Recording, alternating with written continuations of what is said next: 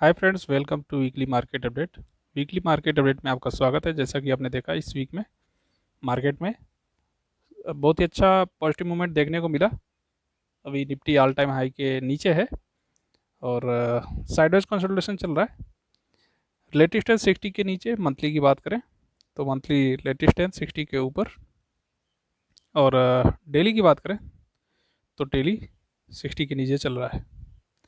इसका मतलब ये है कि डेली और वीकली दोनों 60 के नीचे, मंथली 60 के ऊपर है। तो डेली और वीकली में से कोई एक 60 के ऊपर 60 के ऊपर होना चाहिए, जिससे हमें कुछ इंडिकेशन मिले कि मार्केट पॉजिटिव है। हालांकि बैंक निफ्टी का रुख थोड़ा पॉजिटिव है निफ्टी के कंपेयर में, तो ये इसको जरूर ऊपर खींच के लाएगा। बैंक निफ्टी लेटेस्ट है 60 के ऊपर, ऑल टाइम हाई चल रहा था। अभी फिलहाल देखा जाए तो इसने जो हाई बनाया लगभग 57,000 का हाई बनाया, 57,000 का। और उसके बाद यहाँ से थोड़ा सा रिवर्स आया था, नीचे आया था। लेटेस्ट टेंथ 60 के ऊपर। मंथली की बात करें तो मंथली लेटेस्ट टेंथ 60 के ऊपर, और डेली की बात करें तो डेली 60 के नीचे चल रहा है। साइडवेज कंसोलिडेशन चल रहा है। और देखा जाए तो अभी ये ऑल टाइम हाई के ऊपर चल रहा है, और अभी थोड़ा सा सपोर्ट के लिए नीचे आया है। तो उम्मीद है कि निफ्टी को भी ये ऊपर की तरफ खींचेगा। देखते हैं अगले वीक में क्या होता है, मंडे को क्या होता है। मार्केट के बाद बारी आती है सेक्टर की। तो फर्स्टली ऑटो सेक्टर, लेटेस्ट है 60 के नीचे। मंथली की बात करें तो लेटेस्ट है 60 के ऊपर, और डेली की बात करें तो डेली 60 के नीचे चल रहा है। तो साइडवेज कंसोलिडेशन अवॉइड करें।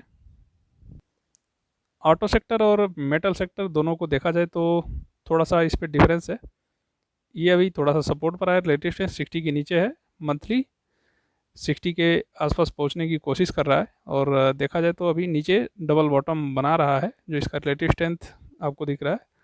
इस पॉइंट पर आपको इसमें दिख रहा है कि ये डबल बॉटम बना रहा है डेली 60 के नीचे। तो ये थोड़ा सा अभी सपोर्ट पर दिख रहा है, तो इसमें एंट्री कर सकते हैं।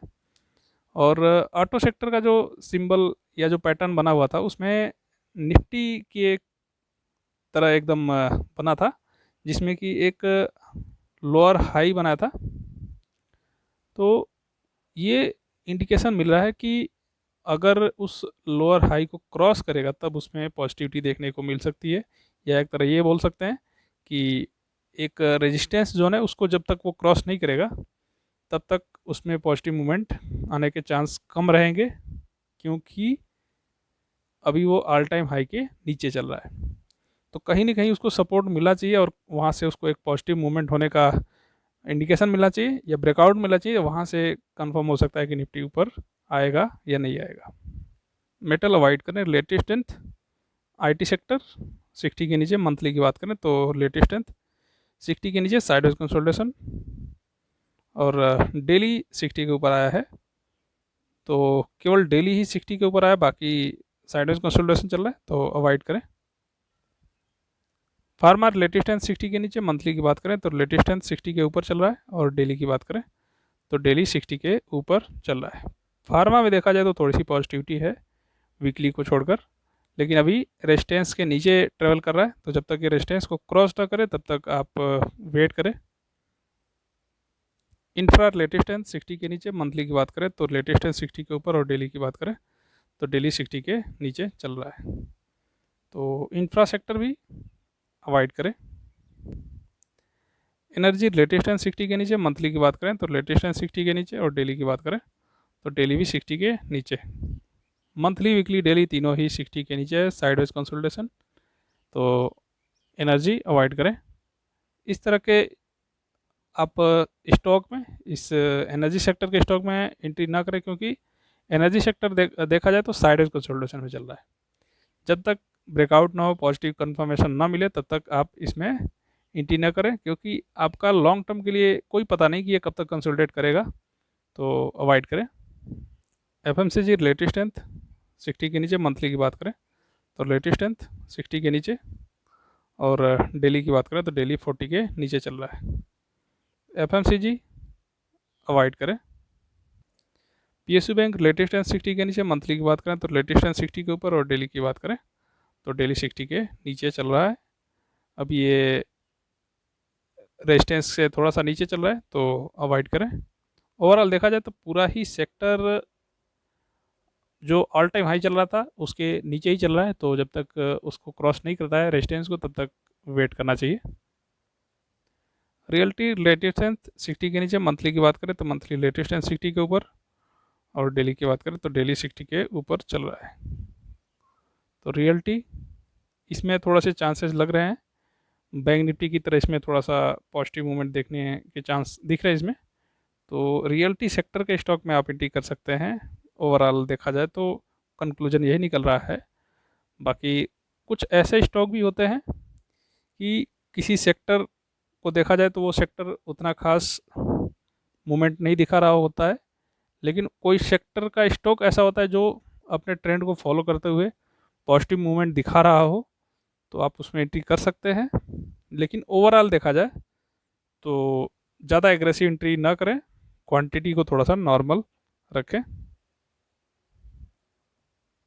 मार्केट और सेक्टर के बाद बारी आती है स्टॉक की। फर्स्टली टाटा कॉम की बात करें तो लेटेस्ट स्ट्रेंथ 60 के नीचे, मंथली की बात करें तो लेटेस्ट स्ट्रेंथ 60 के नीचे, साइडवेज कंसोलिडेशन, और डेली 60 के आसपास पहुंचने की कोशिश कर रहा है।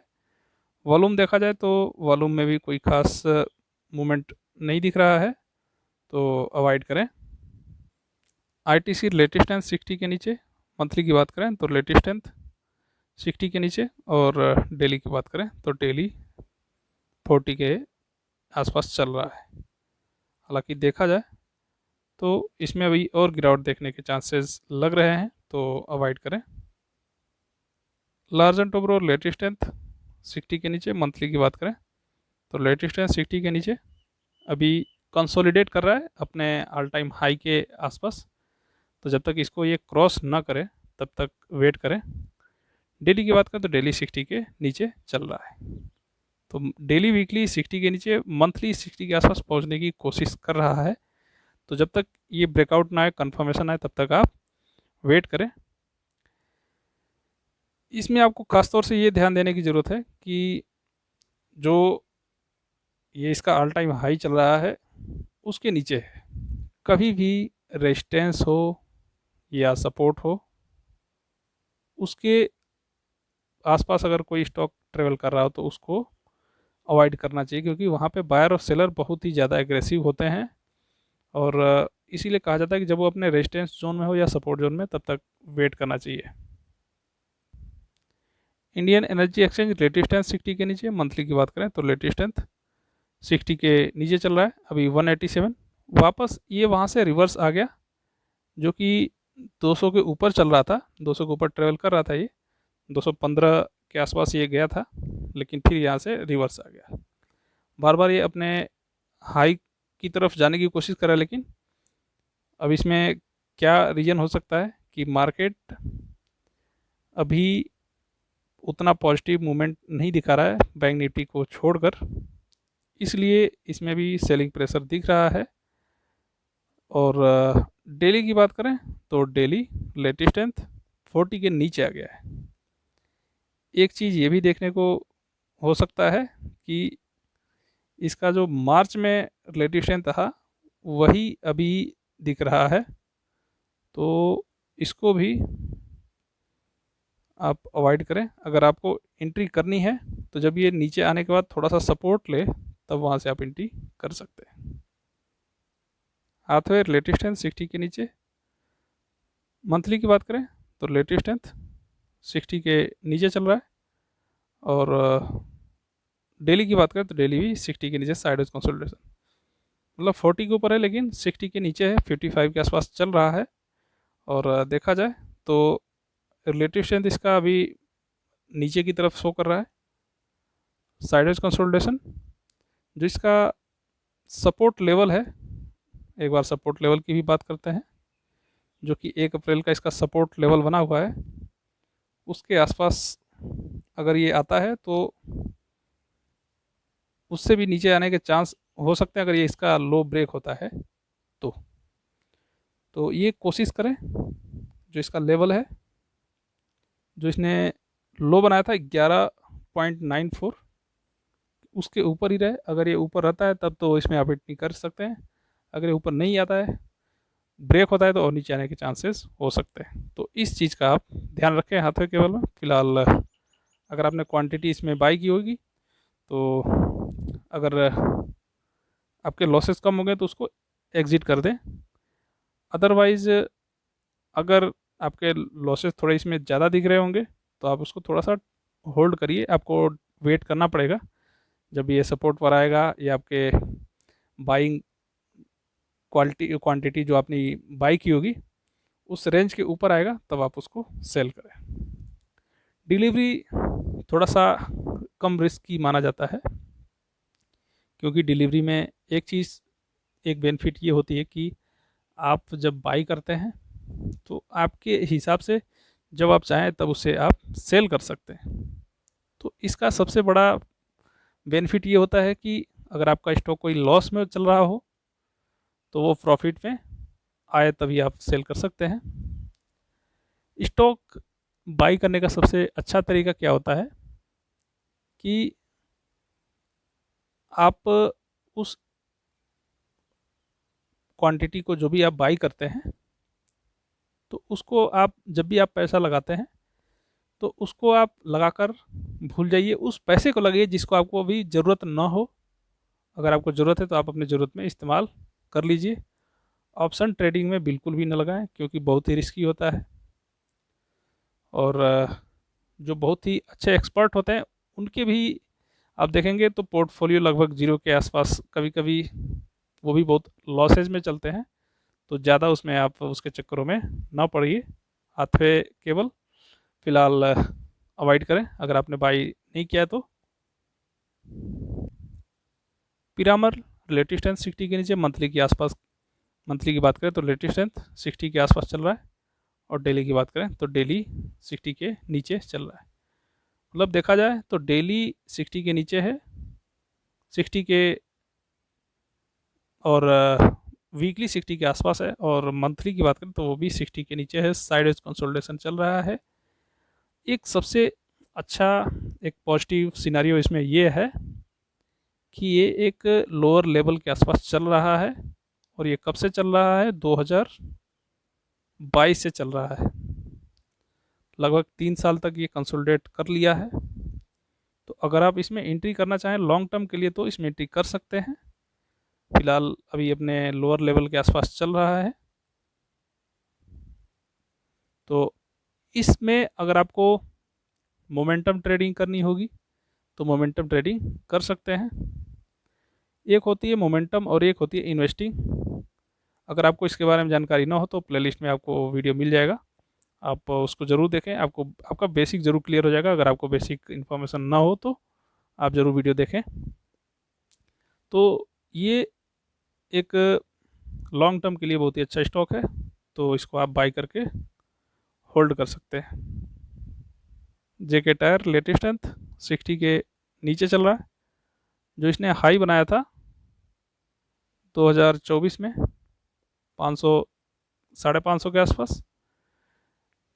मंथली की बात करें तो लेटेस्ट 60 के नीचे, और डेली की बात करें तो डेली भी 60 के नीचे चल रहा है। साइडवेज कंसोलिडेशन अवॉइड करें। एसआरएफ लेटेस्ट 60 के ऊपर, मंथली की बात करें तो लेटेस्ट 60 के ऊपर, और डेली की बात करें तो डेली भी 60 के ऊपर चल रहा है। अभी ये अपने ऑल टाइम हाई के ऊपर चल रहा है, तो इसमें आप एंट्री कर सकते हैं। जो स्टॉक अपने ऑल टाइम हाई के ऊपर चल रहा हो तो उसमें एंट्री करने से आपको प्रॉफिट होने के चांसेस ज़्यादा होते हैं, तो उसमें आप एंट्री कर सकते हैं। जो कि मैंने आपको अभी पहले ही बताया था कि कुछ ऐसे स्टॉक होते हैं जो जो उनका सेक्टर, जिस सेक्टर के स्टॉक होते हैं वो सेक्टर कोई खास मूवमेंट नहीं शो कर रहा हो, लेकिन वो उस सेक्टर का स्टॉक ऐसा होता है जो अपने ट्रेंड को फॉलो कर रहा हो, पॉजिटिव मूवमेंट में चल रहा हो, तो उस तरह के स्टॉक में आप एंट्री कर सकते हैं। चांसेस बहुत कम रहते हैं, रिस्क कम रहता है, प्रॉफिट होने के चांसेस ज़्यादा होते हैं। तो उस तरह के आप स्टॉक में एंट्री कर सकते हैं। अभी एसआरएफ ऑल टाइम हाई चल रहा है, तो बाई कर सकते हैं इसको। अतुल लेटेस्ट स्ट्रेंथ 60 के नीचे, मंथली की बात करें तो लेटेस्ट स्ट्रेंथ 60 के नीचे, और डेली की बात करें तो डेली 60 के नीचे चल रहा है। तीनों ही 60 के नीचे, और मंथली की बात करें तो इसने एक बाउंस बनाया था, बाउंस बैक किया था, लो बनाया था 4752 का। अभी लगभग 2000 का इसने पॉजिटिव मूवमेंट दिया है। और देखा जाए तो इसका जो प्रीवियस हाई था, प्रीवियस हाई के नीचे ही इसका हाई है। तो फिलहाल अगर आप इसमें एंट्री नहीं किए हैं तो अवॉइड करें। अगर आपने कोई क्वांटिटी इसमें बाई किया हो तो होल्ड करें, सही टाइम का वेट करें, उसके बाद आप उसमें से थोड़ा बहुत प्रॉफिट लेके ही एग्जिट करें। कि क्योंकि आपको कोई ज़रूरी नहीं है कि आप इसमें लॉस में ही सेल करें, क्योंकि उतना ज़्यादा पैनिक मोड अभी क्रिएट नहीं हुआ है।